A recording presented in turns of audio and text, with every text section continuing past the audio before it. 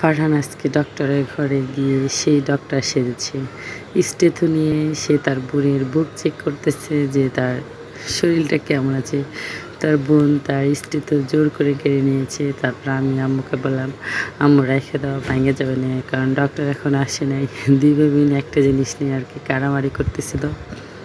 এই তো ডক্টরের ঘরে গিয়ে দুই ভাই বোন এটা ধরবে ওটা ধরবে, এই পাশে ওষুধের ঘরে যায় আর কি ওষুধ হাতাফাতা করবে। তার জন্য আমি আর কি পাও দিয়ে আটকায় রাখছিলাম যাতে ওই রুমের মধ্যে যাইতে না পারে।